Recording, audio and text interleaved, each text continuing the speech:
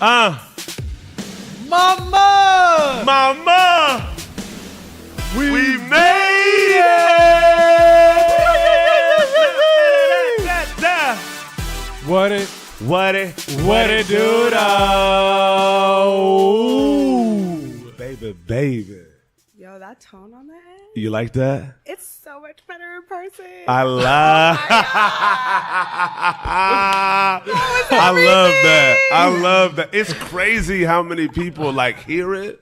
And then they're like, wait, y'all do that live? And then wait, like, what the fuck just happened? And it's just us yelling at the top of our lungs. I wanted to join in. I wanted to harmonize, but that was so cool. Yo, you know what's wild, though? I was expecting her, like, harmonies to come in. Because pre-podcast, y'all, let's just set the record straight. She was like, look, I'm going to join y'all in this intro. Yo, and I was like, let's awesome. Go. It's okay. If we're feeling it, we'll just do it at the end. And look, if it's natural, I'm it's with natural. That. Done. Right. Ladies and gentlemen, thank you for tuning in with us. You did. We got a very special guest. My big sister, Mir Harris, is in the motherfucking building. Mir Harris in the building. And this isn't just a mere coincidence. This is years in the making. Tell him, Nushi.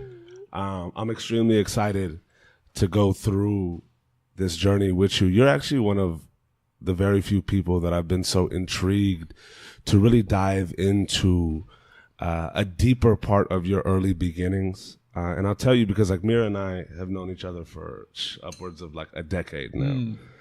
Naturally, just good people propagate, and we have very many mutual friends. I was like the young chubby baby in the group. Me too. Big ass heart, you know what I'm saying? But, you know, Mir, for those of you that don't know, is one of the most eclectic, cultured, and just energy-induced spirits that I've come across. And she's been somebody that we've really dove into the depths of us and what us as a piece of this whole, like, world means. And has been very free with these types of conversations and is literally the epitome of what a strong woman looks like. You know what I'm saying? And what a strong woman embodies.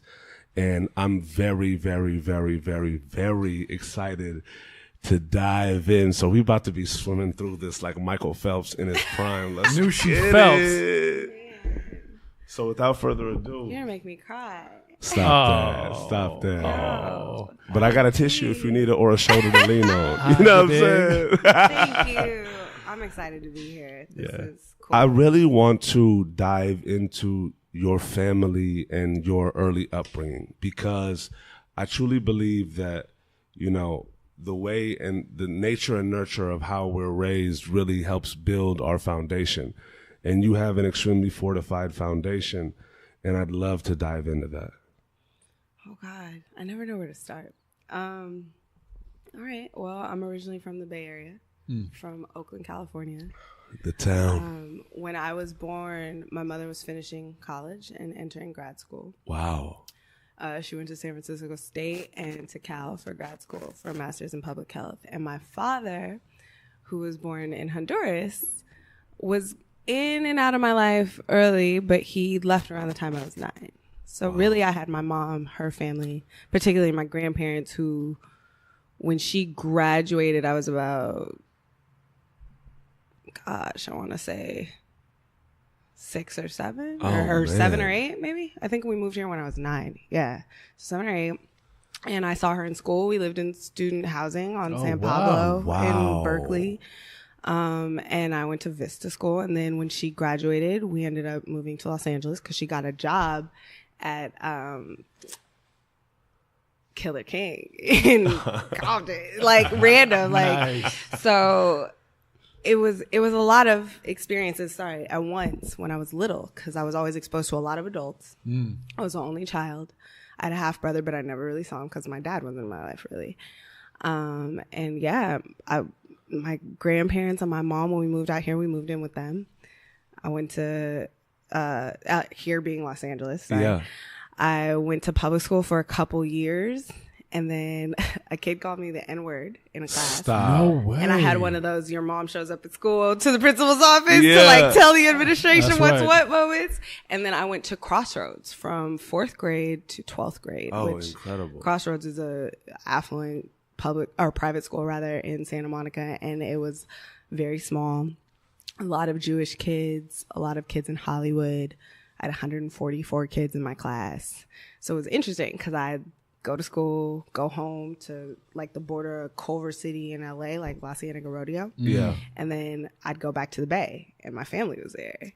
So it was like so many experiences all at once, always, since I was really, really young. What was that like for you? I mean, I know as kids, it's really difficult to see the world any other way than it just presently is. Right. You know what I'm saying? We don't kind of notice the nuances and the intricacies of family life around us, if you will. What was that like for you in the early years and just kind of seeing your mom as you grew, like going to school as you were growing up as a kid? Like, was it always a hustle and bustle? Like, was it? My mom always says this phrase, in the age of the disco, gotta learn how to hustle. And she'll like sing it and like do a dance, right?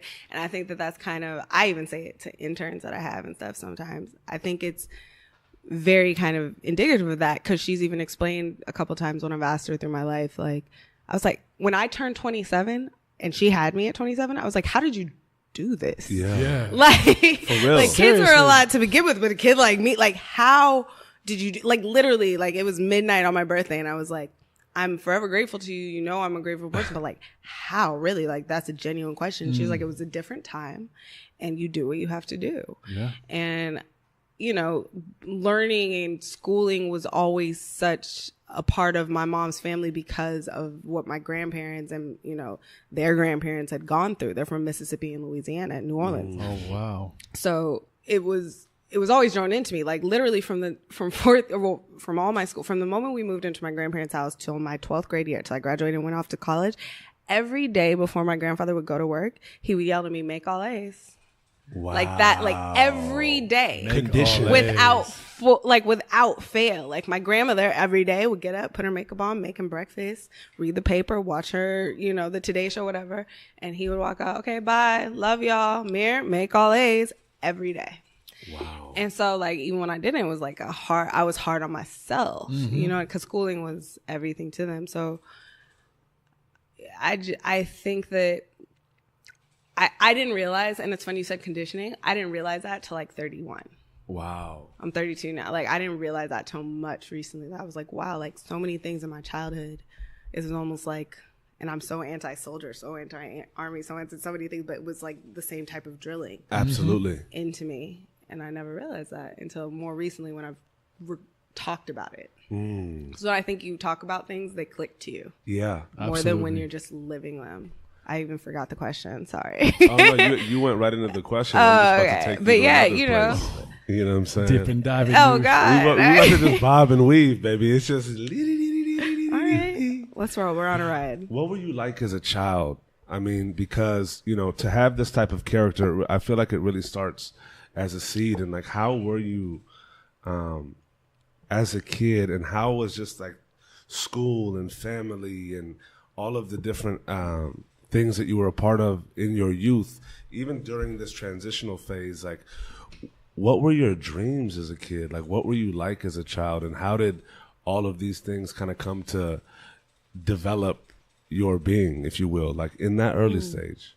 You know what's crazy? I have a lot of early memories. Like I even stop and ask my friends, like what's the youngest you remember? Like what's the most intricate memory you remember? You know what I mean? And I even know earlier than them because I think very early I was hyper aware.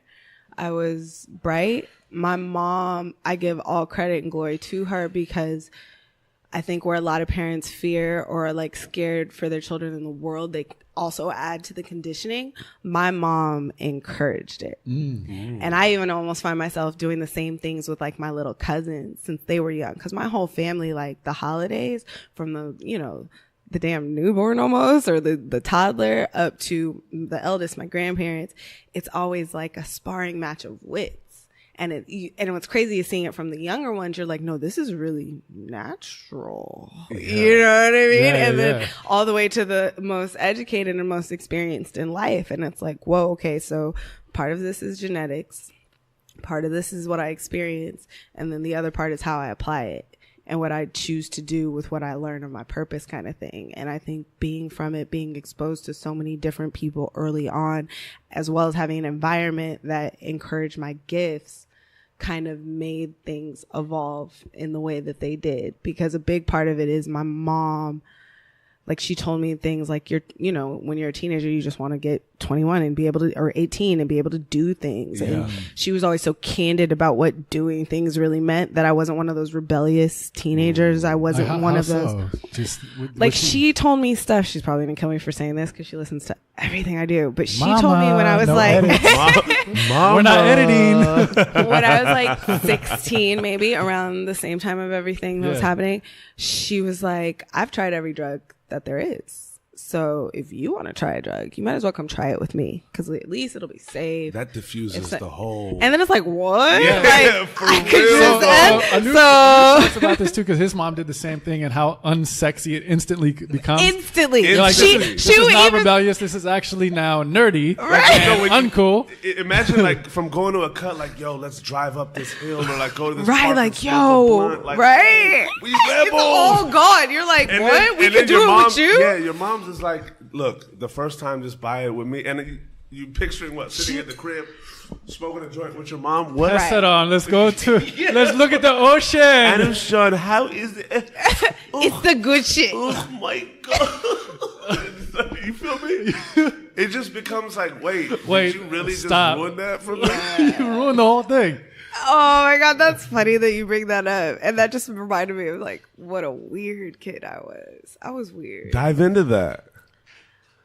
So it's funny, this necklace that I had, like even stuff I wear reminds me of things. Like this necklace I have says amazingly weird, right? And I was so used to being called weird when I grew up. Like I was a 5-year-old and I had one of those like, oh, sorry, I'm so far. I had one of those Fisher Price cars that you Fred Flintstone. Yeah. With the yellow top and the red bottom. Flintstone with so classic. Before we moved to student housing, we lived at this place called Bayo Vista by the freeway. And my mom, like I remember, and she would tell me, I used to sit and park it right in front of the TV and watch An American Tail with Feifel, the cartoon. Yeah. Wild. And Moonwalker back to back to back. In the whip.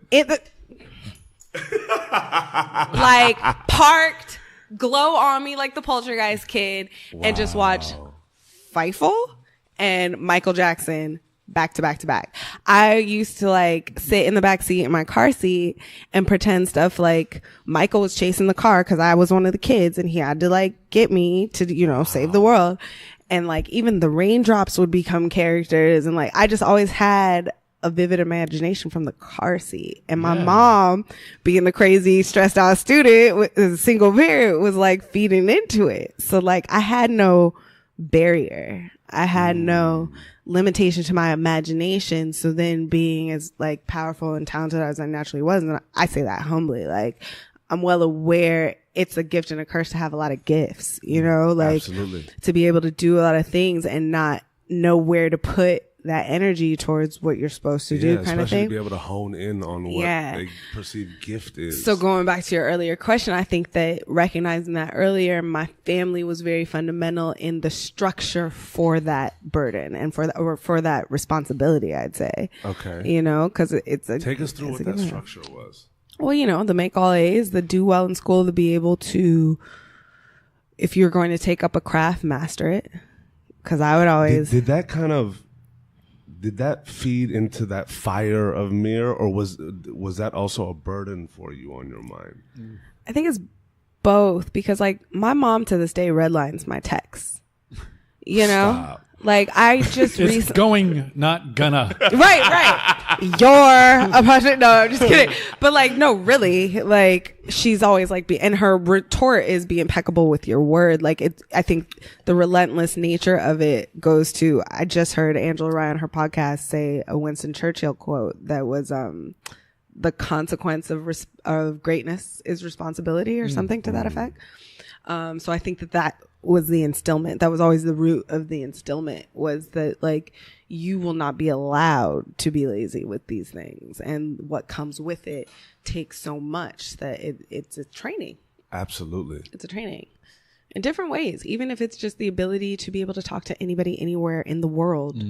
that is that's a refinement for communication, for and the knowing earlier cultures. you really focus on that, it breeds comfort. Yeah. In those situations, I find comfort in the moments that I feel like I'm doing something I'm supposed to for my gifts, for sure. That's when I feel the safest, I guess you could say. What was it like coming to LA? Was it a different atmosphere? Was it the same? Yeah, I think LA is still the same in a lot of ways, but different in a lot of ways. I mean, the world itself is changing. But LA has always had a very great ability to instill smoke and mirrors. Whereas, like, I think if anybody's lived in like New York, there's a different hustle mentality. Absolutely. The South, the Midwest has a different humane mentality, because even for its faults in the South, maybe there's still a Southern comfort, a way with which you treat your guests or people in your stead that is very different than cities or metropolises. So I think LA has, because it's a mecca of Hollywood, has a certain tone sometimes, but I think that that's more indicative of the people who come here with an idea of what LA is than it resides with the natives, because Los Angelinos are some of the coolest people I think you'll meet. Was that aware to you, like in the early grades, that you started going to crossroads? Like, so you came to LA. Where did you guys touch down? Where Culver was home? City, like So right Culver by City. Kenneth Hahn Park. Yeah, Los Angeles Rodeo. So the incident happens. Actually, you know what? I want to take it back to that incident. What the hell was that like as a kid to have to go through that? So remember, I was Fightful and Moonwalker. I didn't know that in word. Like, For and if real? I did, it was like my cousin saying something that was like familiar, but I didn't know. I was a kid. It was first, second grade. I didn't know what that meant. Yeah. And so apparently I was in a class and the girl told me she couldn't play with them. Her daddy told her she couldn't play with them. Oh, wow. And my mom That's was like, nuts. not today, Satan. Like, she was like, no, not my kid. For real? And the next thing I knew, I didn't even understand. I don't even really remember absorbing it. Yeah. You know, I was That's more like a parent's worst nightmare. Right. Oh. I was more so crazed by like I'm left-handed. And I write straight to this day because I was refused on like the cursive guides that they give you to write at a slant, like awkward. Like I was like, this feels weird. Like why? I'm going to write like everybody else is writing. I'm not going to be the weirdo. I'm already weird enough. Like, come on. So I was more upset when she would like correct what I was really trying hard to do, more so than this thing that I didn't understand. Yeah. And then the next thing, I was in a world that I didn't understand and had to, adapt to. Wow. So, yeah, I guess it's a muscle you build, and it's easier when you're a kid because you're subscribed to less. No, definitely. Very true. Yeah, the older you get, you're subscribed to belief systems that have been put into you. So it's like And that you're also unlearning is like 10 perpetuating times yourself, harder. Right. You know what I'm saying? Because like our mind is growing and naturally racing in 15 trillion different places and different thoughts and goals and wants and needs. Like life happens. Yeah. So you switched schools. Was it a culture shock for you to go to Crossroads? Absolutely. You know, naturally, understanding one's weird, but also coming from a family and a community of people that are really kind of cultivating that, if you will. And then going to a school where, like, not only are you internally weird, but you're like, whoa, this is kind of really weird. And it's private school too. No, right. Yeah. Like, So it's rigorous. So you're like, keep it up and like, Well, what's there's like like yeah, at all there's at the like- same time at all moments. Yeah, it's like the cultural shock, and then private school where it's like a more intimate environment. Yeah. Different pressure, different standards, different area, different kids. Like Naturally, as you grow, we're going to get into, like, because look, Crossroads is a school in which There are no their words. facility and their faculty is providing a lot more for kids than your average school. The resources. I just went by. Insane. They had a $20 million, I want to say, like roof science deck Yeah. with like a butterfly like terrarium or something. I don't even know, but it was something I was like, what? Yeah. Like, you know how many kids could go to school and that? Like, I would what? always drive by Crossroads as a kid, and I was like, man, that school has a roller coaster. on Right, it. yo, I thought I I low literally key was like, my that's cool. first few years that I got to the middle of school, I low key thought I was bamboozled because I was like, yo, when we passed that, like going to the beer, I thought it was a roller coaster. It's just a sound wave, like I thought Crossroads it's was art a theme and park. stuff. they take like school for the arts and sciences to like a whole new level. Cause I definitely thought it was a ride. Yeah. 100%. I totally thought it was a ride as a kid.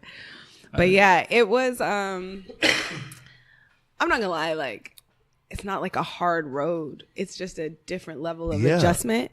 I think the biggest thing, it wasn't a shock for the intimacy because it's like middle or elementary school. My class was like 30 kids, you know? So going from that to like, there were elementary school was still the same, but by elementary school, there were like 2 third grades, 2 fourth grades. You had one teacher, the other, whatever. Same thing in middle school. And then high school is like regular high school. It's like you have subjects. So I don't think that was a shock so much as lifestyle. How so?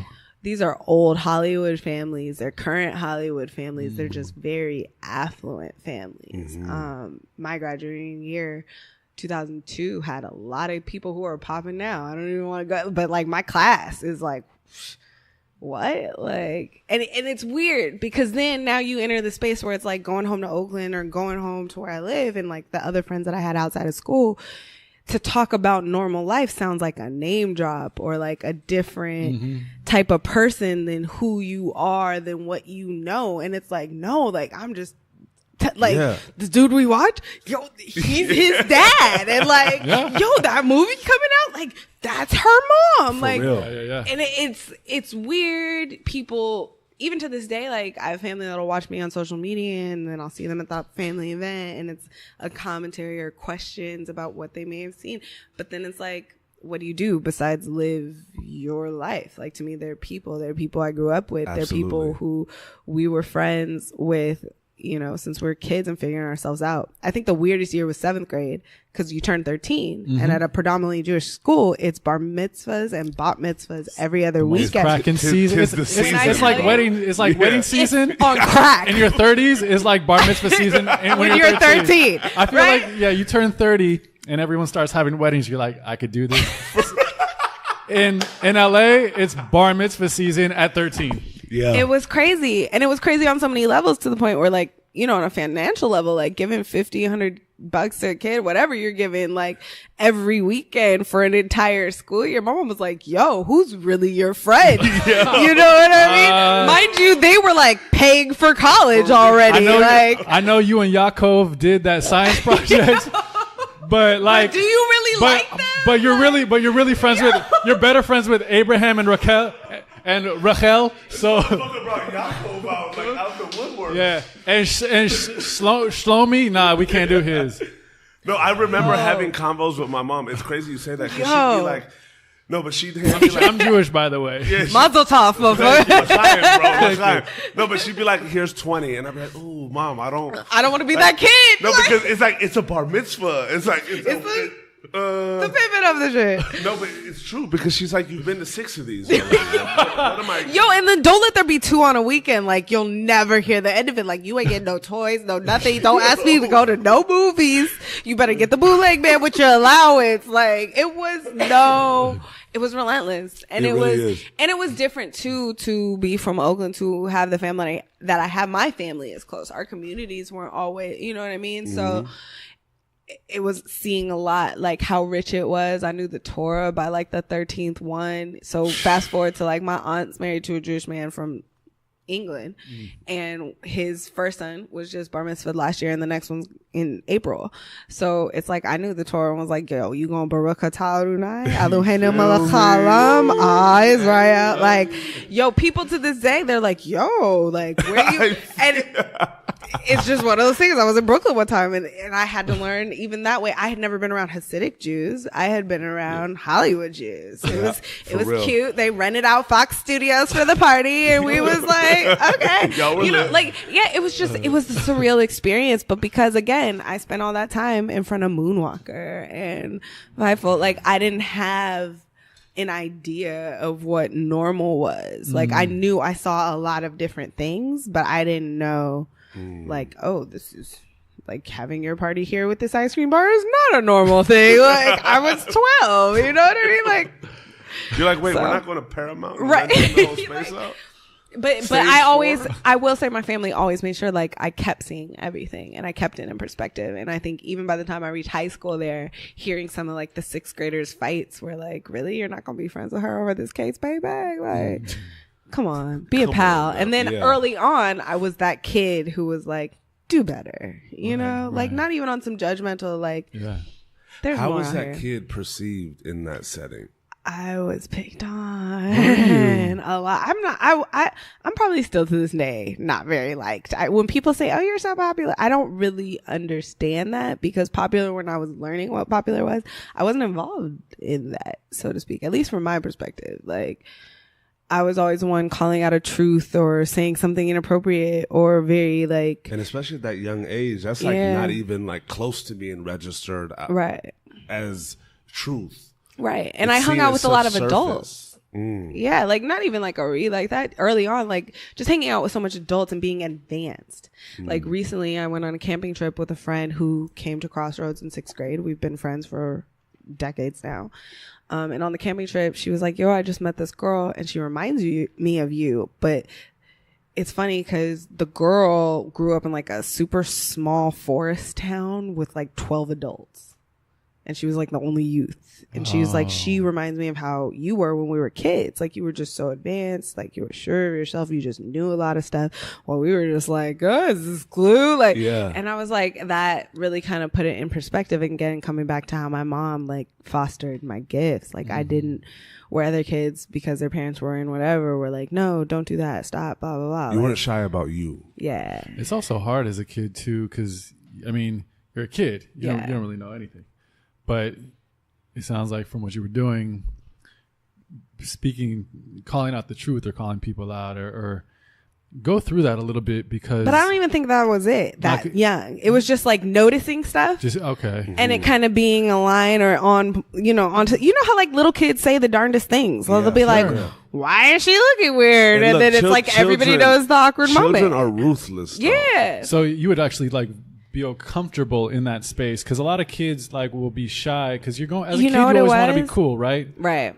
So you hold back from saying things. If anything, you actually just agree with like the popular vote. Like if everyone likes this, I like it. No, I never learned that. I learned be not necessarily right, but be accurate. Like don't talk about something you don't fully know. And no, if you don't know the answer, figure it out. You exhausted a way to figure it out, ask for help. Like there was no excuse to render an ignorance in any way, in any form. Which is actually like a very positive message. It's just fun. You're like preaching like positivity and like be better. Like say, kids are like bullying you because of it. Yeah. Like, I don't want positivity. Yeah. But I mean, I think that's the most accurate, right? I could say it. Like I never, you're young. You don't think you're reading. People are like correcting them. You're like, they're saying, did you ask? And it's like, isn't it ask? Like I'm not being an asshole. What the fuck did you just say to me? It's when I say it, my mom corrects me and I'm just doing what is being instilled at home. Absolutely. And the truth is always easier to remember. So like if I would notice things, I think it became too much for people. Was it before hard? I knew it was too much? Was it hard for you? Yeah, I mean, yeah. I was trying to end life at 12. I tried. Stop. Really? And I remember writing an article about it in high school and not knowing it was even wrong to share, and then coming out right after, the papers released we had snack time and lunchtime, and the papers released, and then walking down, our school's on an alley. And walking down the alley and seeing looks and people reading the papers and it like feeling like an overshare, like I'd done something wrong. But then I had a couple kids who were like, thank you for sharing that. You know what I mean? And I think you don't really know what's wrong till it feels wrong or till you're like conditioned, like it's not socially accepted. And I think that going through unique journeys, you find your tribe through the weirdness. Like you find your tribe through that shared experience, whatever it is. I think everybody has felt that feeling in a different form. Yeah. Mine just always happened to come from sharing or not editing my mind. And that is crazy to feel. when you're in an environment or a social environment that trains you have to be liked, and people feel like not to like your stuff. So it's interesting because now that like anti-bullying is such a big thing, I think back to the bullies made my wit. Absolutely. The bullies made my strength. The bullies made some of my best work. Like I found some stuff I wrote when I was like 12 and I was like, whoa, she talking about the trap house, but yo, this story is well written. Like the teachers on her comments are like, I don't know much about what a run is, but like this is really thoughtful and creative. Like I was somewhere else, I think. And when you're ahead of your time, I guess you find it when you need it. But that isolation also provided, again, a strength, a wit, a resilience that I would not have gotten if it was easy and everybody liked me. When you said just because it's so heavy, so that you wanted to end life at 12, was that because, and this is just a topic that I think in light of like what's been going on in, especially like with suicide in the music industry, and just like that, that talk, I'm always want to take an opportunity to just speak on it. I don't think it's spoken enough, to be honest. Okay. And we don't have to. It's okay. At all. Yeah. But just in, just for like the kids out there, how did you, cause I think sharing that was big, and we're going to focus on, okay. we don't have to. We could keep it moving. No, it's okay. We said we would go deep, so we'll go deep. We could keep moving and edit this out if you want. Again, But we're going deep. Okay. Now get back on course and jump in that Fisher Price car and roll to the TV. That's what she's chilling in her other car right now. All right. That's right. No, because it's a beautiful point, because it's like, kids go through these thoughts. It's not just kids. It's people of all ages. Yeah. All ages. Yeah. I have dealt with health issues that put me on medications that make you depressed. If you're not depressed, you become depressed. And I suffered depression again by 21. Like, I think I was having a conversation with somebody recently. Anybody who's experienced depression knows how hard it is to fight every day to stay away from it. It is a true illness. It is a real thing that a lot of people cannot overcome. And when anything gets to a level of being so unbearable, you'd rather not live your life if you're not courageous enough. And I'll say courageous enough because it takes a tremendous level to even admit it, let alone to seek help or proper help. Not like cope through things that will get you through. People are sometimes not brave enough to do it, and that's not a judgment. I get it, but if you've ever known anybody to go through that or be susceptible to that, know how hard of a daily fight that it is. Yeah.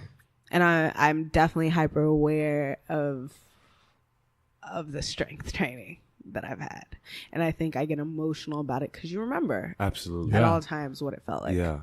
Absolutely. What was that daily fight that led up to it at that moment? And what was, I kind of want to, this is a very vulnerable and touchy subject, but I feel like, out there are so many people that kind of, as we go through life, have these experiences and these thoughts, right? And they feel alone in that, Yeah. And because people don't share. This is hard to share. Thank you. As you share, like I said, like people in this day and age and for a long time mistake tears for weakness. Yeah, for sure. And sometimes they're really just for pain. Some things are painful. Absolutely. Some things are hard to reconcile. Some things you don't reconcile until you share them.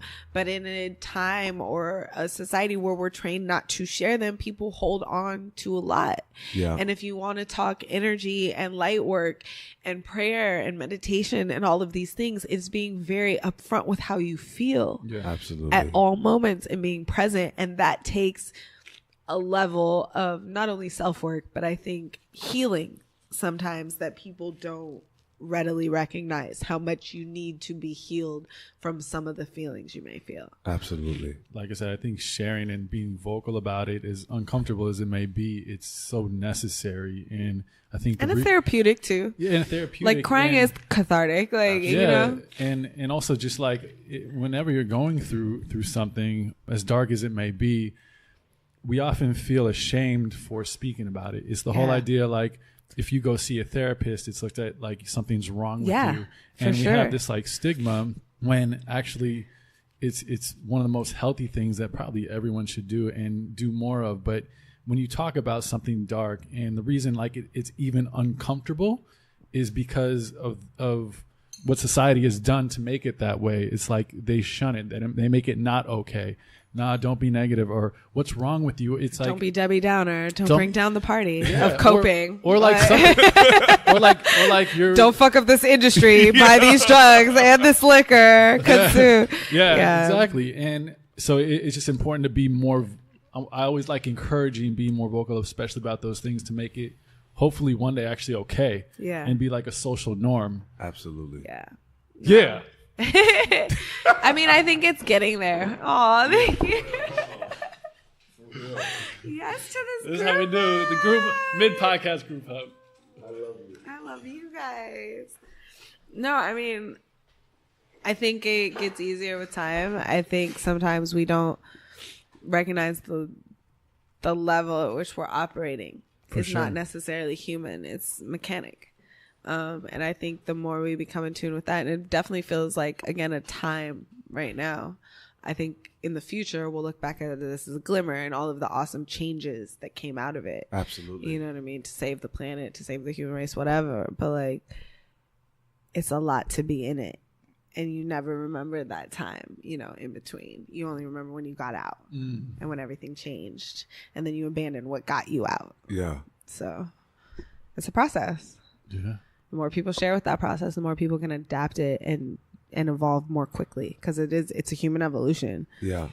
How did you overcome that, especially at that age, right? Because you were 12? Yeah. So I feel like that's a very pivotal, it's like a transitional year, right? And how did that like affect you then? And how did you begin to heal from it? Well, I think even for the reason too, it's like you get scared to share. Because with me, like, I thought I was really doing something by like swallowing pills. I didn't swallow pills that really did anything in my own ignorance. You know what I mean? So it was one of those like, you can't tell people because they think you're crying wolf. Yeah. You know what I mean? And you're being dramatic. And then you can't really understand what drove you there besides lack of acceptance and not being like really, you know, not really knowing where you fit in when you're trained to fit in. It's like, what does this mean? Yeah. Back home in the Bay, like, because I'm around these kids in Santa Monica every day, like, I'm not normal to them. And to the kids in Santa Monica, because what I'm exposed to and what I like and what I'm inclined to, because it's so different from their culture, I don't fit with them either. Yeah. So I'm forever stuck in my Fisher Price car. Wow. In my own world. You know, like, I was into music. I used to like early on scam those like Columbia House 12 CDs for 99 cents. I had 19 names. Okay. Like, they would send me another 12 and another 12, and they never got their shipping and handling. I didn't have that allowance, be clear, but I knew music. I knew Missy. I knew Eagle Eye Cherry, because they were always like, you knew 9 you wanted, but then you had the extra stamp. So you'd get some random shit, just like whoever's cover looked cool was the stamp that was going on the order. Yes. And I learned wildly a lot because all I had time to do, I wasn't getting invited anywhere. I was listening to albums. I was watching movies. I still to this day have kind of, to like my boss's annoyance, have a tendency to relate situations or things I'm trying to explain with pop culture references. Yeah. Like, I'll be like, it's this means this, and they're like, yo, I've never seen that. Like, what is this obscure thing you just brought out of nowhere? Like, it's the Labyrinth meets Purple Rain. You don't get that? Like, what do you mean? What's wrong with you? Yeah. Well, like, how do you not get Captain EO meets Friends? Like, why does this not occur to you? Like, I didn't. I never learned that mechanism. That's why it's a very similar frequency, because like I get called on that all the time, because like it'll hit somebody late and just be like, yo, I had a friend that once told me that when I insult people, it's like on some weird ass level that like 2 days later it'll click and it'll be like, hey, like in the moment you're like, thanks, and then 2 days later you're like, wait, she just called me a troglodyte? Like, what? Like, just I can't explain it. I was crazy early. And my mom didn't help me. Was music kind of like an explorative escape for you? Like, oh yeah, I was by 12. My mom made me, because I like music. She was like, if you're gonna do anything, I wanted to learn sax like Lisa Simpson. She was like, you need to play the piano, and I was like, yo, but do you not see Lisa on like, look at her, like she's cool. She's like, no, you have to go learn piano. So I hated my piano teacher because, one, if anybody's ever had a strict classical pianist teacher, they slap your bridge. This is called your bridge, how you sit, your hand. They slap your bridge with like whatever to make the shit stand up. And so it's between your back and your hands. I was sick of being slapped. And let alone I didn't like sitting and practicing because I didn't want to do it. I wanted to play the sax. So it was my rebellion. And so like sitting there doing drills and like everything she was saying, I was not into it. Then I had a class where I was like, yo, will you teach me jazz at least? If I can't play sax, like teach me how to play like somebody cool. Yeah. And she was like, no, Bach, Rachmaninoff, whoever else, that's what you have to learn. So even so far as like, she would send me to the national merit trials and everything, and I would do cool, my category, whatever, at 12. So like I was learning a different kind of foundation once again at 12. So by the time I got to Columbia House days and like scams and stuff and getting exposed to all kind of things, I was getting an education. I still to this day have those like big like 120 CD holders. Like I sent AJ a picture. AJ used to make these like notorious mixes called the A Jelly mixes that like would have all the hottest like R&B hip hop hits and like just you'd group them and stuff. And then when we started driving, it was always like Sugar Free, Missy, like DJ Quick, like everybody, whoever, and it was an education on top of. My mom played Cesaria Evora, Jobim, like Herbie Hancock. Wow. Like I had my grandfather was playing Porgy and Bess and Miles Davis and Duke Ellington and Sarah Vaughan. And so I always had, just like the environments I was seeing, I was being educated in the thing that I naturally loved. Yeah. So it was like, it's weird. So by the time I was able to really like make decisions and like learn in the manner I did, it was like choosing. And then by the time I went to New York, it was like, yo, this is what I have to do. Forget school. Like I got to figure out how to do this. Oh, wow. Yeah. So did the music kind of lead into your aspirations? Like what was what was that kind of high school to college transition, or high school to now you're into the free world transition like for you? I think a lot of people who've been to college can realize like it's hard to decide what you want to do, whether it's being a major, like you feel like you're committing like so early. Yeah. You know, like I wanted to be pre-med. I went through health stuff. I was like, I'm not with this. Like, then what's the next thing to like my type of family? It was, you know, medicine or law or like be a business mogul. So I went to political science because they didn't have we didn't have entertainment majors then. You know what I mean? Like you learned a skill, you apprenticed, you mentored, you whatever, and then you chose a lane. It wasn't what it was now. And, you know, you had to still compete for first place, like this participation award, and I'm different and I could just do anything I want to do. No, go prove to yourself what you could do and then try that. Like you don't just wake up and call yourself CEO. Absolutely. Like, wake up and give yourself a title, go learn what you could do. So I had to do that. And I think being in LA, because it is a hyper industry business city, I learned there was a business to music, and I learned that I needed to learn from people who knew more than me, you know, and around your friends sometimes it's like you're the one who seeks wisdom and knowledge while they just like go with the norm. So I chose to go back and forth to New York. I chose to go to school so my parents would shut up, and then I navigated the best way that I could. But I learned very quickly that there was music, and then there was business of music, and there were two very different things. Absolutely. Insanely different things. And like they need a divorce. Almost like they need we need to talk. They need, I don't know, some kind of intermediary, something. Seriously. Where'd you go to college? UC San Diego. Okay. And La Jolla was a culture shock too. I feel that. Just dipping and diving in the culture shock. So much. Well, not really coming from Crossroads, La Jolla, like another. I mean, I was aware of it. Area of California.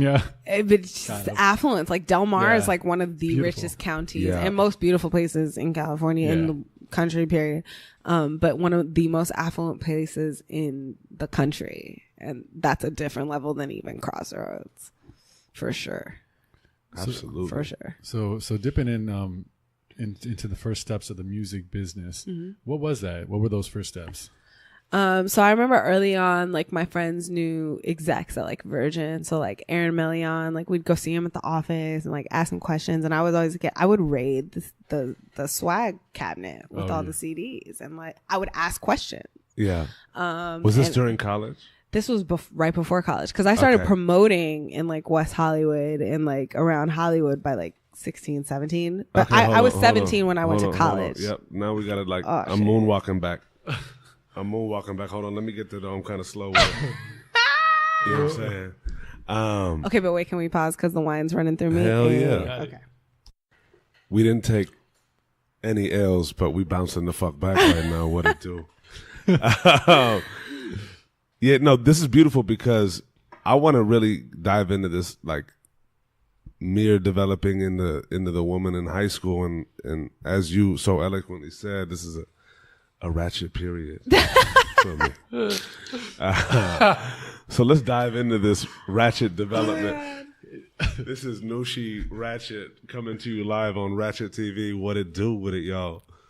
No, but so what I take from that is you started really like diving into the culture and exploring that. So take us there during this like period in Crossroads, like 15, 16, as you're kind of coming up. Yep. And then I had a job at Up Against the Wall in Fox Hills Mall. And if you remember Up Against the Wall, it was like, you know, when streetwear really started to make an impact, or shortly thereafter, was like the mecca for my 5-mile radius in the Fox Hills Mall, where everybody kicked it at, for like the it clothes, the cool stuff, like what I think Fairfax and Rosewood became to the culture. Fox Hills was early on, just as much as a Sloss and Swap meet. And there were certain staples, like 5'4" would come in there later, but Up Against the Wall was one of the first that like everybody came through, from like the city's lead doughboys to the local hotshots to the most popular kids in school to like everybody, you know.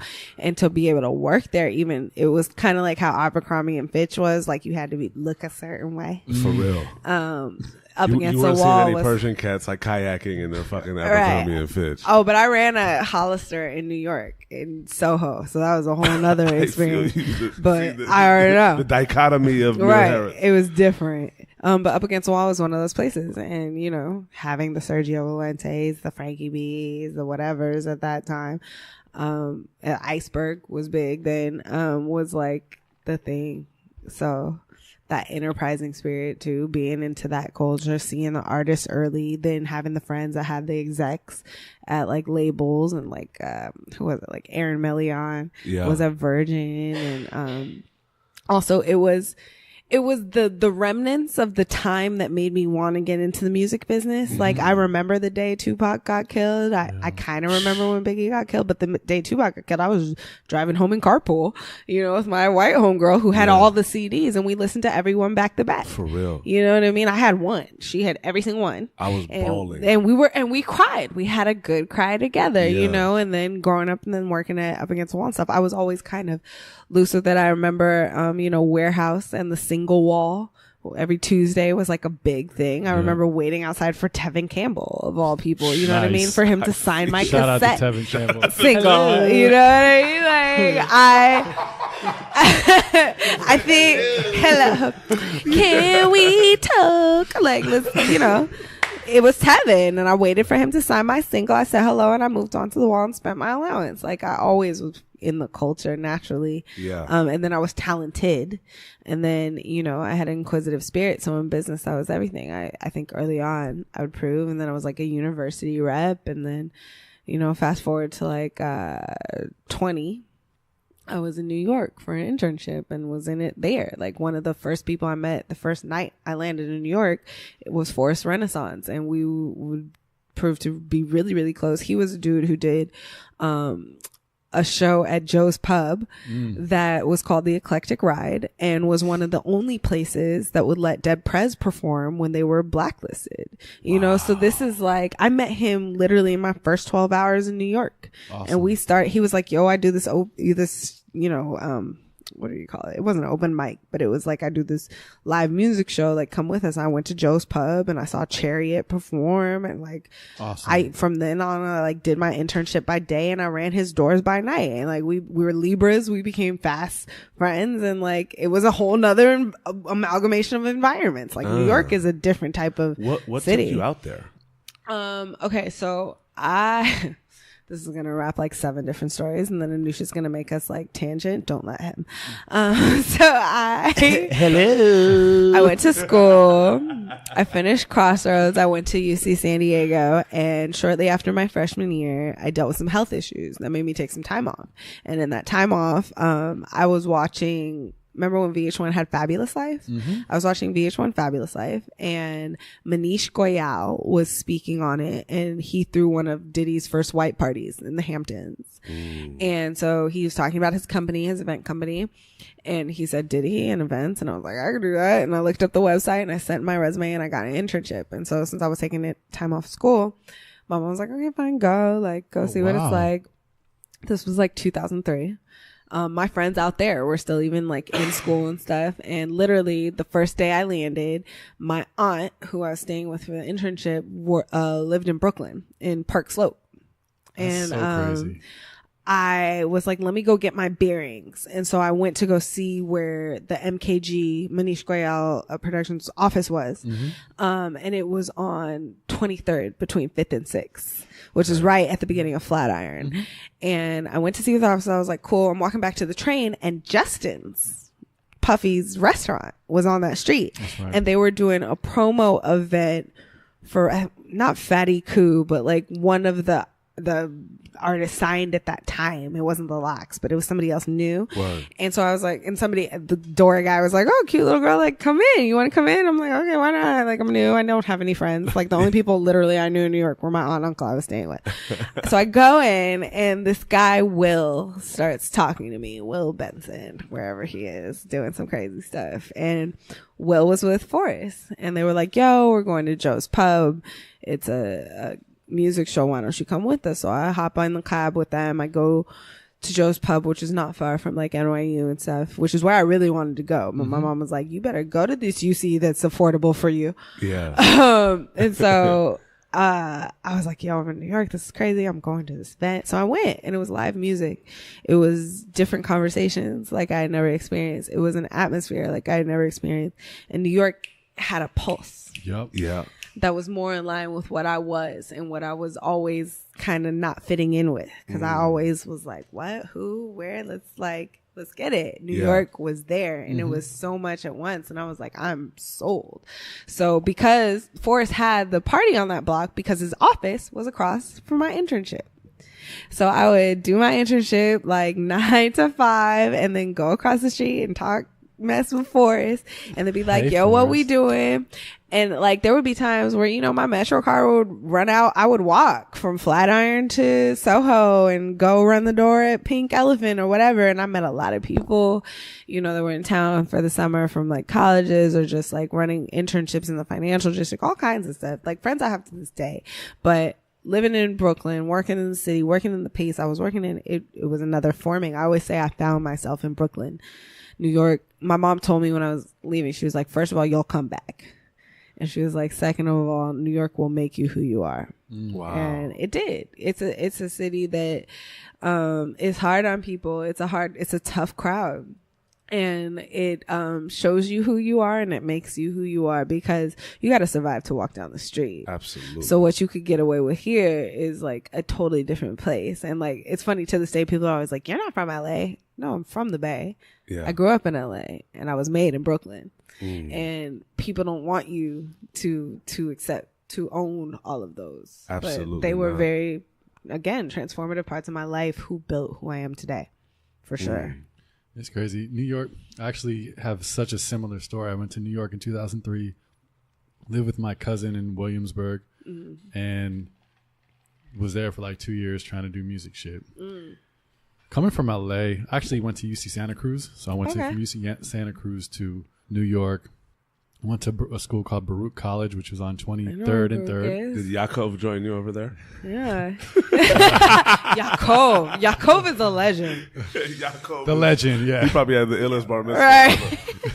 And I totally relate with you. There's something about New York that everything is a little bit harder, right? Yeah. I always like to say a little bit more expensive. A little bit more expensive. And a little bit harder and a little bit colder. But what's crazy is everybody like is either like broke or super balling. Right. But because everyone's kind of in the same thing together, in LA you go from like your house to your car to the place you're going to hang out. Your bubble. The whole time. Yeah. New York, you're just thrown into this mess, and the spontaneity that comes from it. And there are millionaires on the train. Like yeah. And it's so spontaneous. It's so fun. And it definitely does something to you because that grit and it my first winter, I think my first winter is like the most formative. It's just like, you know, that scene in Cat Williams when he's talking about riding a motorcycle. He's like, if you ride, you gonna fall, right? So somebody told me about the ice on the sidewalks. They were like, you're gonna fall. And I was like, what are you talking about? I got Uggs. First of all, Uggs are not made for snow. Nope. Like never in no fashion form but they fooled you because their first round of marketing, it was like sheepskins and Eskimos and snow and shit. So you're like, oh, I can wear these and snow. They soak through and through. Didn't know that. Learned that my first week of winter. Then I hit the corner to go to the train and I bust my ass on some black ice. Oh, and the little kids on the corner waiting for the bus are laughing their ass off. And I felt like if you ride, you gonna fall. And I was so, but like New York, just like Chicago and a few other places, Michigan, it gets so cold it hurts. Like you're walking from the train to your job and just like liquids are licking from your face and freezing as they fall out. Like that was as a Californian, that was like a whole new, and you got to do what you do every day to survive in New York through that shit. For real. Yo, if you shaved, I remember I shaved like fresh morning shave, walk outside, my face was on fire. It was the worst feeling I've ever felt. I was like, yeah, it's never happening again. That cold is very serious. New York has such established seasons, man. It really does. Like autumn and fall are one of my, favorites. They're so beautiful. How long did you stay out in New York that first go around? So the first time, it was like 2003. It was like a year. Okay. And then I was like, okay. Oh, so moral story, I did finish school. I didn't just leave and abandon my family. I still had the family that I had that was like, okay, this is cute and all, but when you gonna get this degree? So I would go back, do a little school, go back to New York, do a little school, go back to New York. So from 2003 to 2010, I probably lived there about half the time. Wow. For sure. At least the better half of the decade. With 2003 to 2010? Yeah. I came back here for permanently because I took a West Coast position. So it was Park Slope. Then it was Crown Heights. Then it was Fort Greene. Down like 4 blocks from the park. Beautiful. On Myrtle and 5th, I want to say, where the 5 spot was. Yeah. What was that journey like for you from finding yourself in New York, that first trip out, right?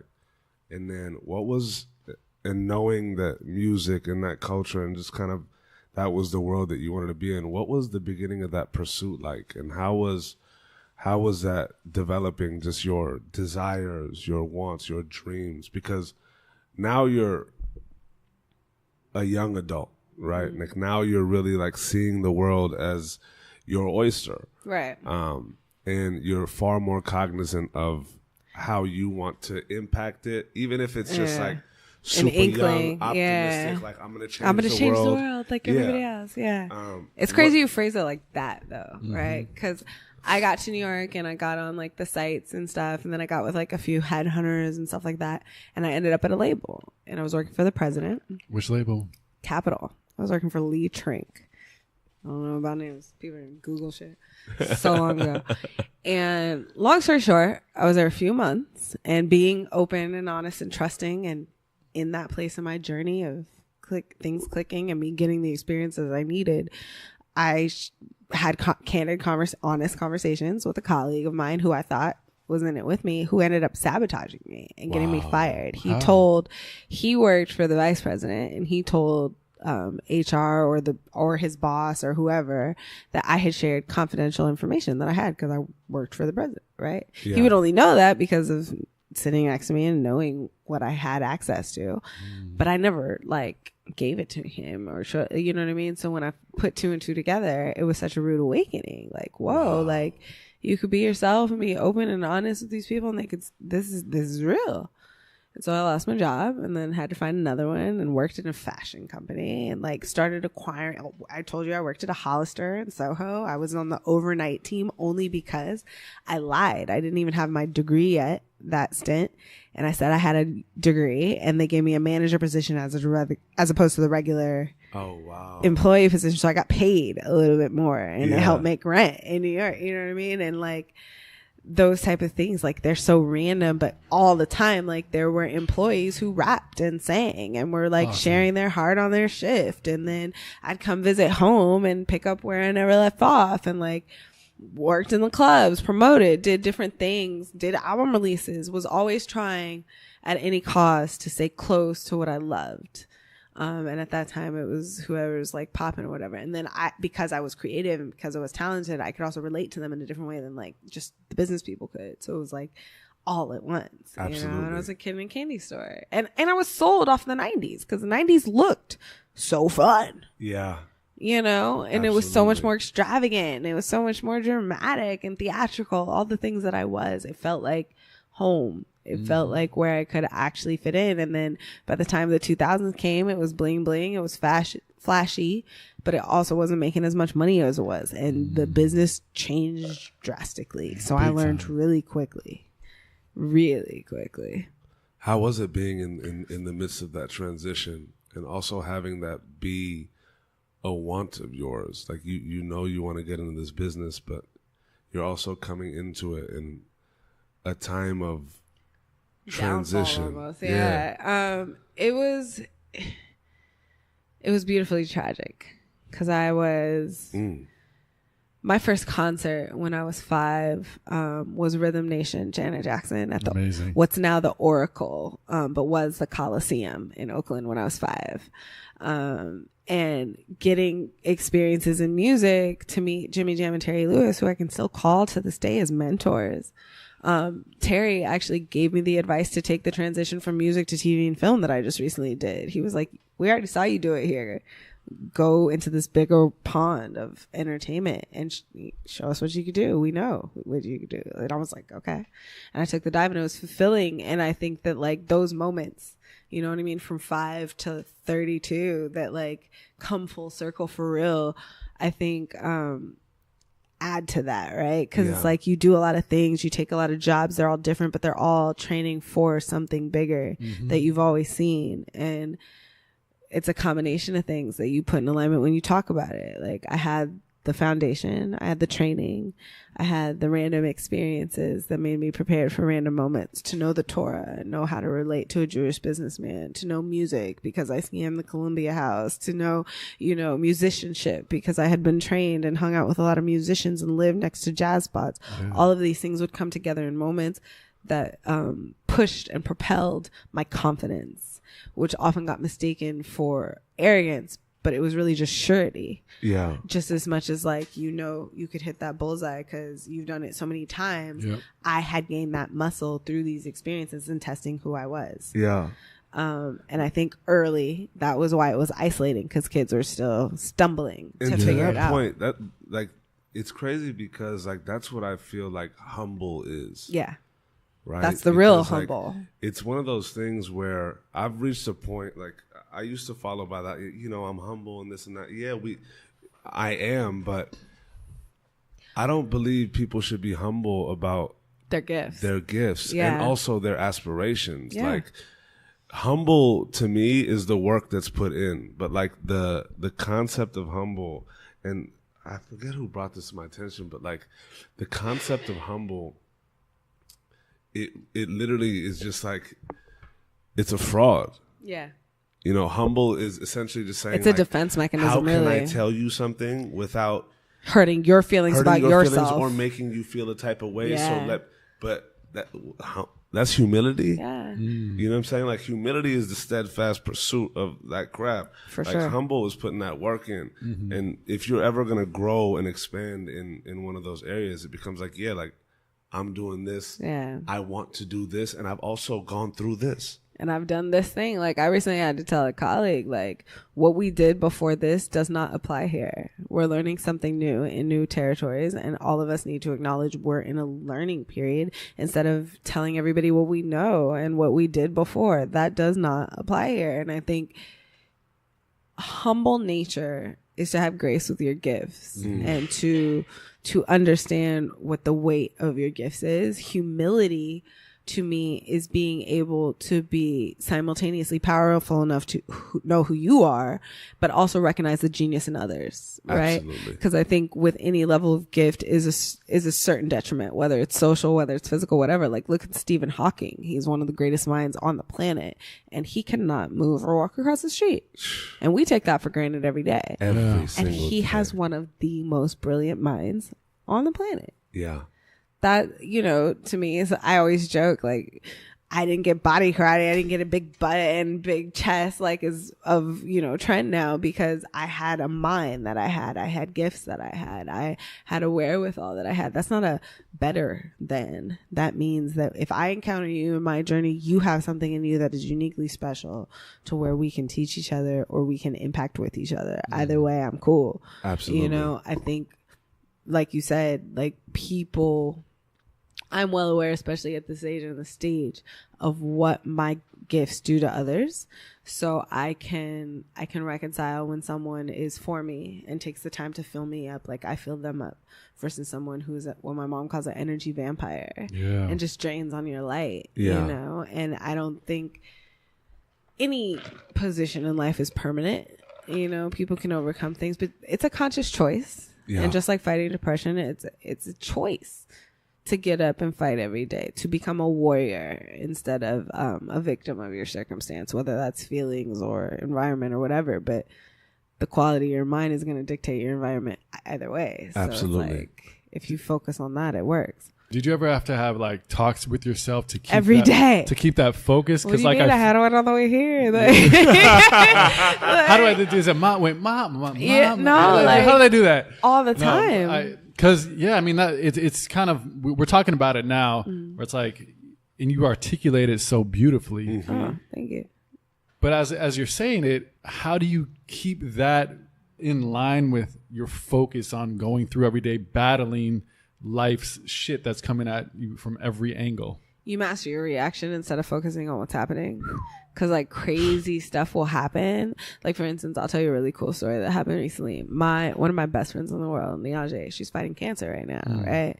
And she's not even like, she's one of those people that's private, and like, to see her become more public with her journey and how she's feeling and how she's become such a warrior spirit has been so inspiring to watch. Let alone, it's a learning mechanism, right? Because I had to reconcile how I had to feel about my friend fighting a disease, let alone being not only empathetic but sympathetic to how she's being able to deal. And recently we had a very frank conversation where we were talking about that switch that has to click in your own mind to heal yourself, not only heal yourself, but to be of sound mind, to be able to heal yourself. And she literally, after the conversation, she told me she went into like a deep prayer and meditation, and the next announcement I knew from her was she shrunk her own tumor. Like, wow. And I say she shrunk her own tumor because when miracles happen, yes, it's from God, but God sparked something in you. You know what I mean? And you got to be courageous enough to do it, because it is painful. It is by our thoughts, our mind. And after that, when she told me that, the first thing I said to her was like, don't forget how powerful you are when you're guided by God unapologetically, when you don't let those other people's things creep in, you know what I mean? And I say that just as much as I say it's a hard thing to do, it's a hard thing to master, but I think the way to navigate through those things is to focus on who you truly are, who you're supposed to be, and how to sustain that. And everything else comes out. Because like I told you earlier, you get shown through your dreams, through what you envision to do, what you're supposed to do. And then it's all about learning how to do that. Not like how and like you're going to step out the steps and you just have a perfect map. Learning how to be the person you need to be to do that. Absolutely. And that comes with just life, right? Life itself. Everything. Well, I want to kind of like I'd love to dive into to the growth to that, because we had a discussion, and it's like, around your 30s, you started really hitting and looking 30 back is a landslide. Right? Whew. I'm over here moonwalking in my 30s right now. Yo, I mean, it is a moonwalk if you master it quickly, but like literally from my 30th birthday party to like the end of that first year, I was stripped of so many people and so many things and really forced. And I can honestly say forced into a place of facing myself and facing those things that form you, Absolutely. and having been in a depressed place, having been in those places that like self-work is some of the hardest work you will have to do. Like forget what you're running, forget being famous, forget whatever. And that's like, lifelong. Yeah. 100%. And every time you think you master something, you just get all these tests more rapidly to master more. Yeah. And I find that especially with like a lot of close friends, because, as we were talking about on the balcony earlier, like, there are no coincidences. There's no mistakes in who you're drawn to and who forms your inner world to shape you. And then the tests informs the people you need to shed to also shape you and really learn who you are with them and who you are without them. And to really kind of step into that, I think it doesn't matter what you do or how you tell your story. It's always being able to make the choice to try something new to test who you are. Absolutely. Every time. Absolutely. And you find out what you like. You find out what you don't like. You find out what you're strong at. You find out what you need to work on. Yeah. And those things lead you ultimately to where you need to be. And then when you get there, when you listen to the Oprahs and the Jay-Z's, they're like, if it wasn't for this step that led to this step, that led to this step, I would not be this. It's an accumulation of steps. Yeah. And I think right now, because of the internet and access, we are at an unparalleled advantage. Yeah. Because we get to study from the greats while we're in it. And like I told my boss and mentor now, like I'm hyper aware of what I'm becoming as I'm becoming it. Whereas I think back then when you were isolated from the voyeurism of it, you ended up 2 decades later there in the proverbial there. Yeah. And forgetting moments of how you got there. Absolutely. What was it like going through that process? Like young Mir, early 20s into... It's painful. Right. But I want to talk about just that balance of career, being hyper aware of your surroundings, fighting yourself, finding out about your circles and just your being and exploring different wants. Like I guess what I want is just like for us to kind of go back into that road, right? And the bob and weave of moments, opportunities, choices, and in that, just the building of, I guess, experience enough to be at a point where when realization hits, like it really means something because you've dove in. Okay, so I don't overtalk. I'll bring it down to like 3 things, right? 1, journal. If you write it down, you can make it happen, whether it's a dream. Like I've scared myself sometimes to the like measure of accuracy. I've written something down and then it happens just like that. Like, and you forget because you might not look at it every day or whatever. And you come back to an old journal and you're like, whoa. Like, yeah. And you remember the timeline. Secondly, I would definitely say that like you always have a choice, right? Like there are moments where, it gets painful, it gets hard. But I think that one of the best pieces of advice I ever got was that one, you can choose to be in joy. And whatever you're experiencing now, that equal joy is on the other side of it. Absolutely. Right? So it's kind of like if you really think about it, like if we didn't know what bad was, we wouldn't know what good is. If we didn't know what dark was, we wouldn't know what light is. Yeah. Like you always need to know the opposite of something. So I think when you think of something and when you get a dream from God or however you believe it, from your destiny, what fate, whatever, to get there, you have to see the opposite of it in all forms. And I think that in retrospect, people don't realize like it's a lot when you're in it and it's hard to like see up. But then when you get out of it, you're like, whoa, that was quick. Yeah. Like, yo, this happened. It was quick.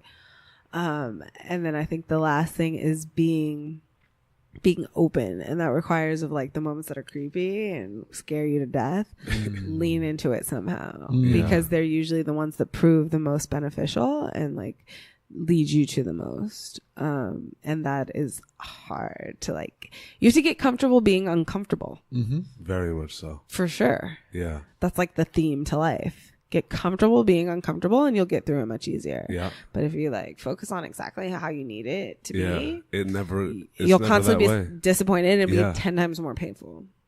For sure. Just perpetual flux. Like, it's crazy. When you're in the music realm going through your 20s, did you have like an actual focus and direction of who you wanted to be in the music industry? Or were you just kind of navigating those waters and flowing with it? I was flowing with it because I didn't know better. And I tried to get, and I've always tried to get things to the most simplest I could possibly think of them. I call it like the nucleus idea, the thesis sentence. I just wanted to see the world through music. And I started to get to do that. Like before I got to like travel internationally, I got to just see all sides of people and like worldly things, whether it was in New York where I'm on the train at 4 a.m. and I meet people from Georgia, not the state, the country. I never knew Georgia existed. And then that leads me to like really buying a globe and like studying the world and like learning where people are from. In New York, you know, you walk down the street, you meet 100 cultures. So I was always like going to different realms. And that's the coolest thing about New York too, is I lived there off and on for 10 years and I can still go and discover a part I never knew about. You know what I mean? Like every pocket had some different corner of the world in it almost. And that makes you kind of be exposed to things as well as being in intimate creative environments where you're seeing somebody's humanity expressed through creativity and the worlds that they go through that, you know, it's a very dope approach to human exploration as much as traveling is, for sure. And I think that through music, which if you think about it is the most universal language, was eye-opening because you got to see what it did and impacted around the world, and then you got to see what it did in the creation of it and people's, you know, therapy sometimes.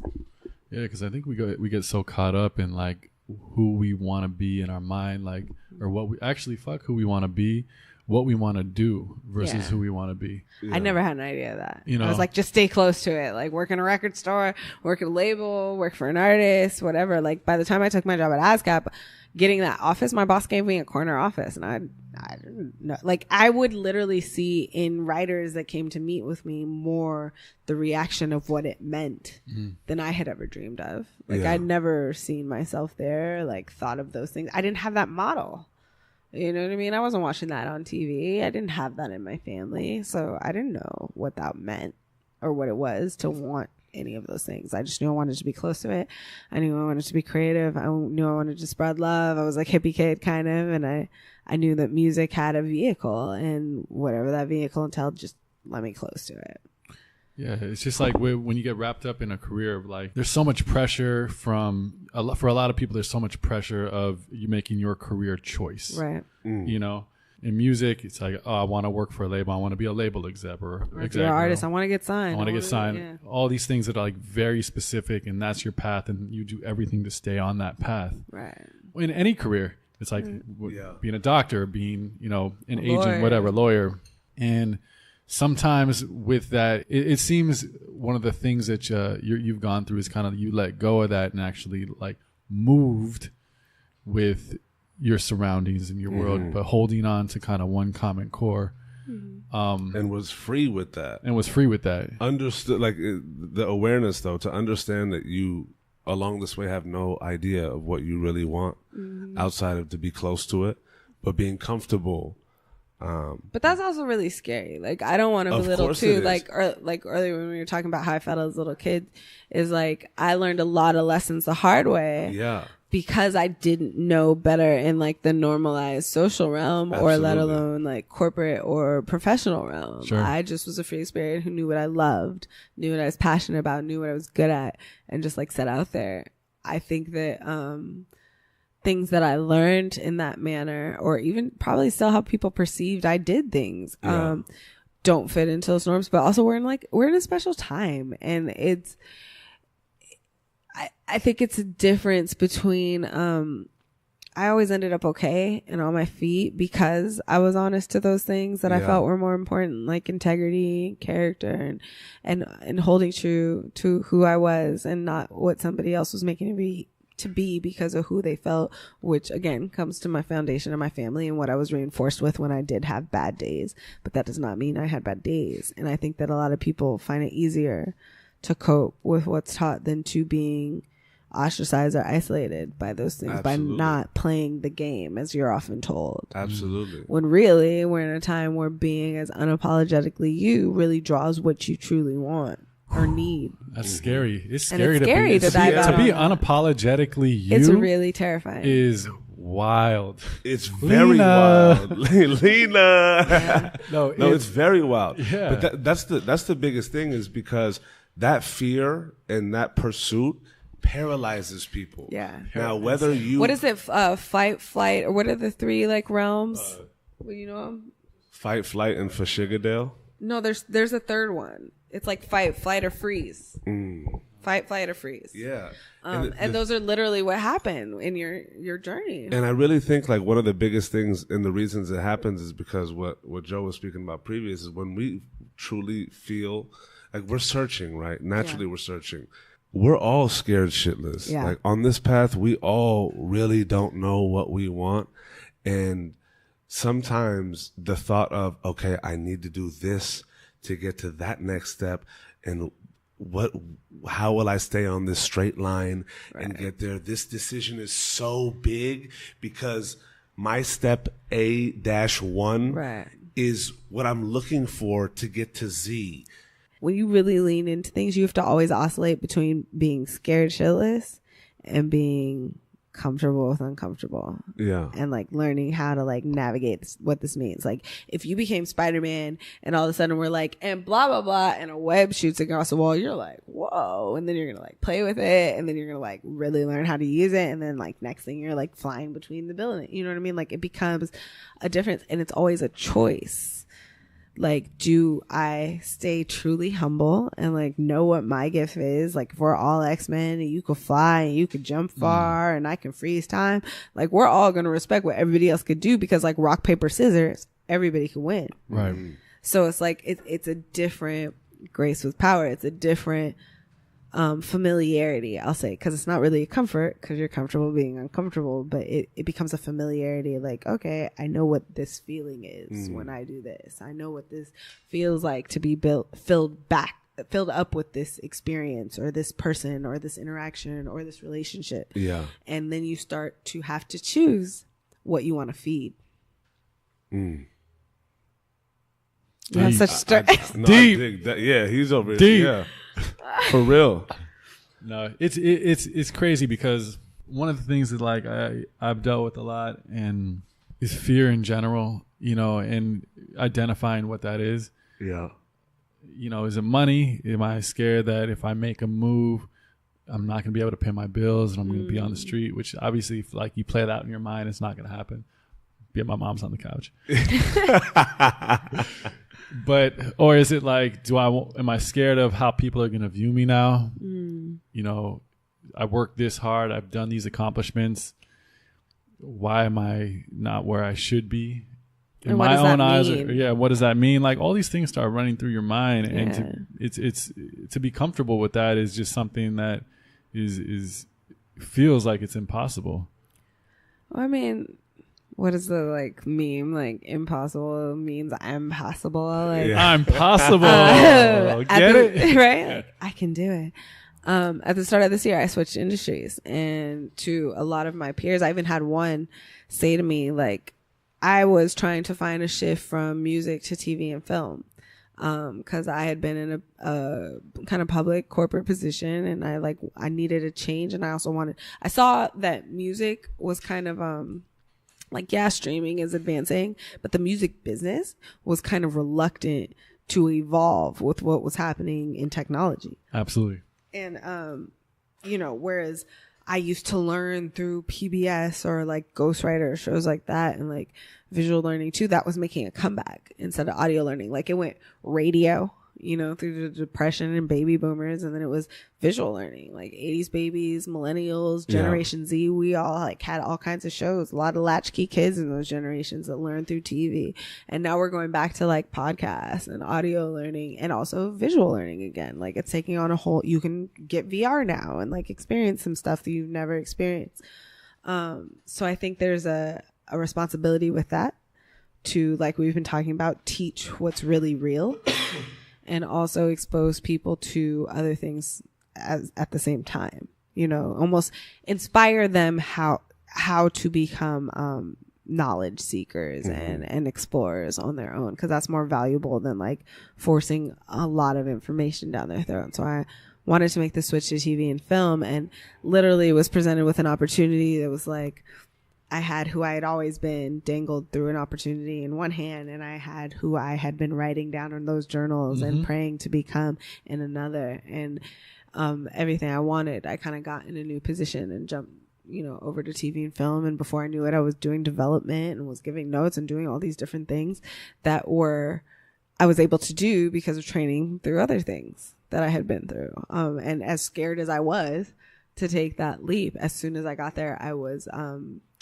affirmed, I guess you could say. What makes you, was at that moment where you do take those leaps, like in your path, in your journey from the things you've done, dive into those moments of the talks you have with yourself when it's so much easier to stay. Right. There's stability, there's certainty, there's a paycheck, there's probably, if you stay in that position for a little longer. It's going to be really weird and not that deep.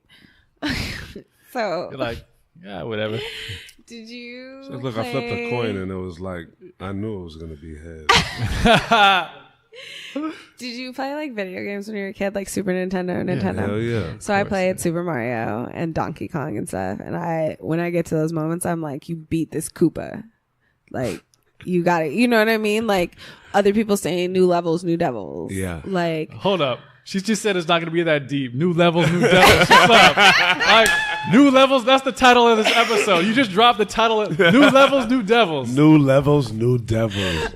Not that for deep. real. Not dropping devils and levels. Yeah. Fuck out. No, but really like cool, like every new world you got to, it was like the desert world. It was the underwater world. For it sure. was the castle world. It was whatever. Like you got there. They were new dressings. New details, same lessons. And if you hadn't learned the lesson of how to whip out that feather right at the right time and swipe that fool or like whatever, you were going to keep dying and have to keep redoing the world. So I oftentimes, to get through the unimaginable, Always when something real is about to go down, we get the sirens though. It's fire alarm. Shout out to the sirens, baby. You know what I'm saying? Oh, this is real. What's happening? One day I want an ambulance. Just want to save lives. Yeah. Right? That's what's going on. Is it a cop? They might not be. No. Oh, it's gone. Yeah. So you have to learn the new things to beat the new level king, and the faster you learn that it's more the like mechanism or the method than what you're actually tackling, it becomes easier. And by easier, I mean you're more skilled at handling it because you're really mastering your reaction. You're not like mastering what you're doing, Absolutely. Along the way, being somebody that, was very aware of a multitude of gifts and how each one of them kind of grew and came into play and really helped develop that full breadth of possibility in your world. Were there times, even when you were transitioning, where you really had to speak to yourself and, I don't know how to say it, like put some of them aside, but focus far more diligently on specific gifts in certain moments? Yeah, I think everything kind of has a moment.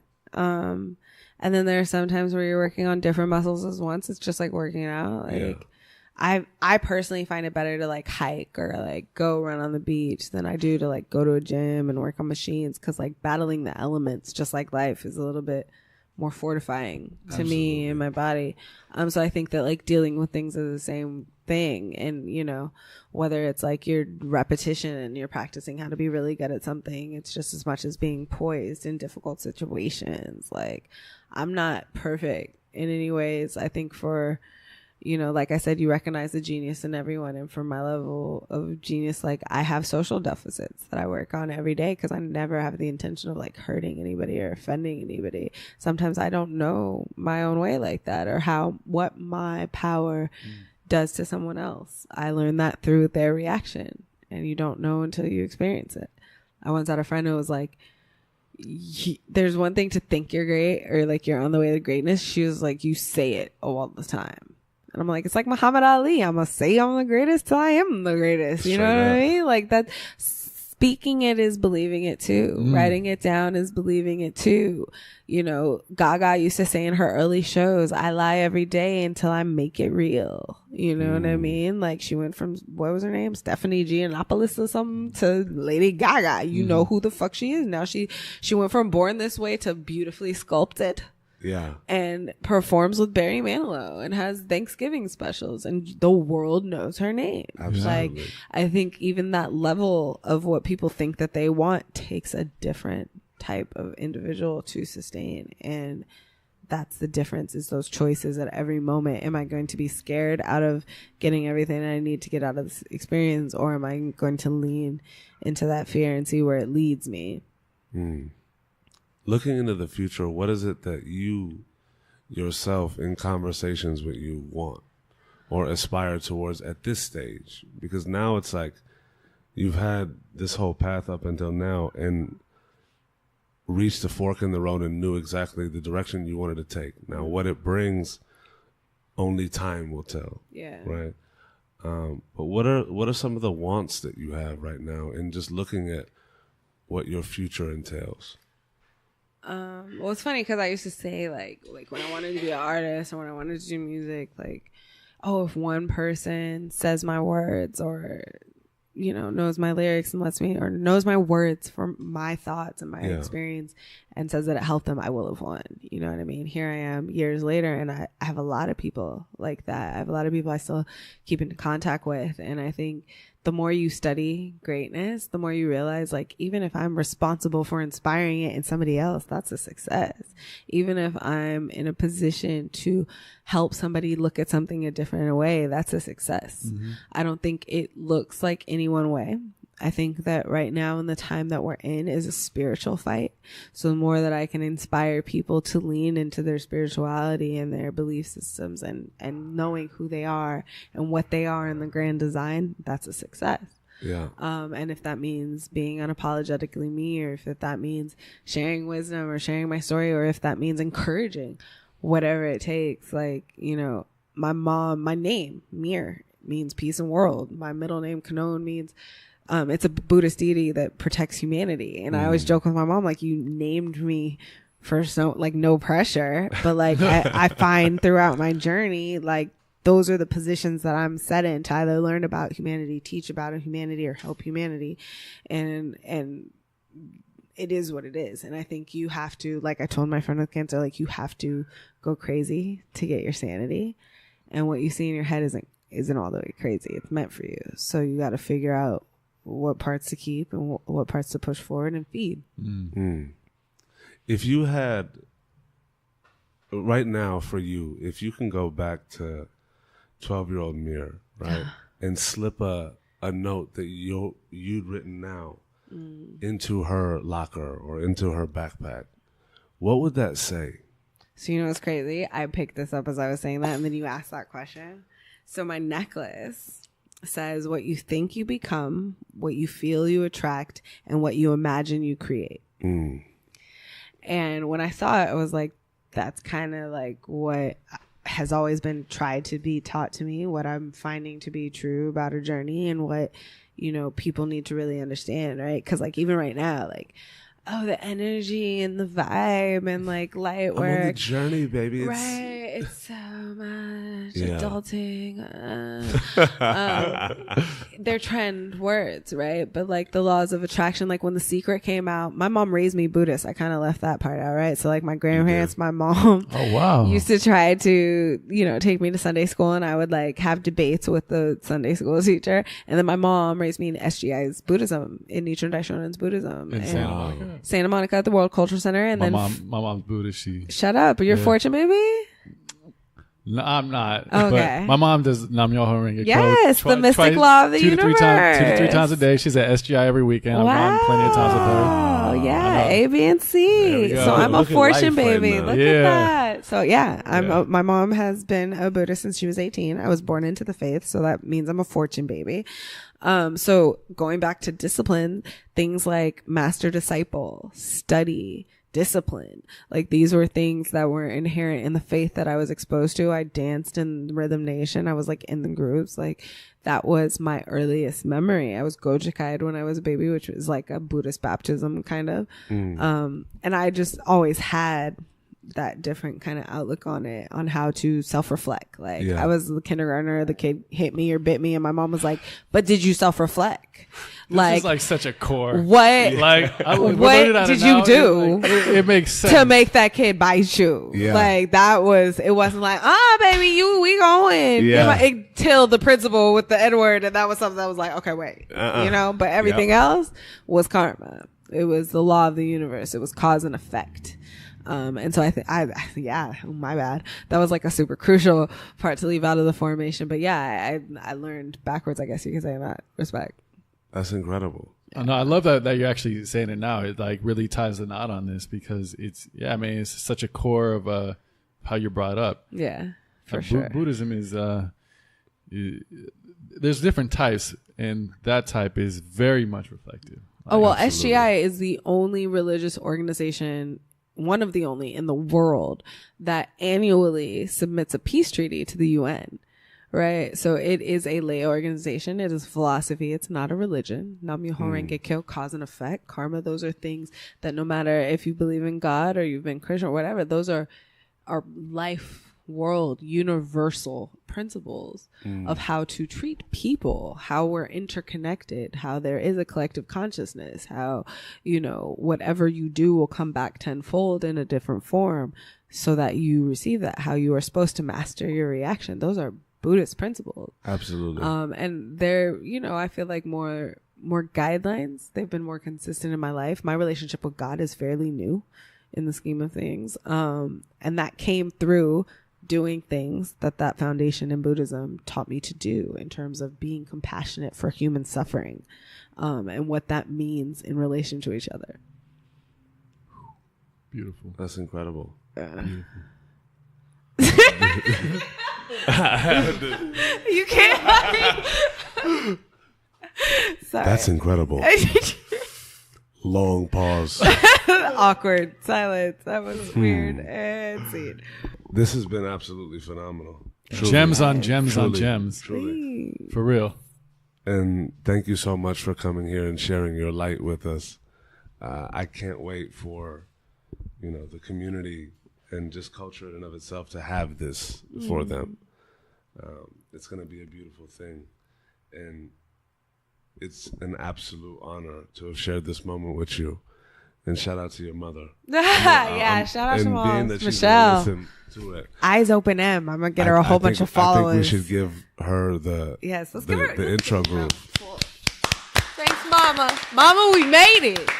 Are you ready? So look, we gave her the round of applause, and now we're all going to do this together. We're bringing. You ready? The theme song. This is full circle. Are you ready? And we gonna try it. There's that. Mama, Mama, we made it.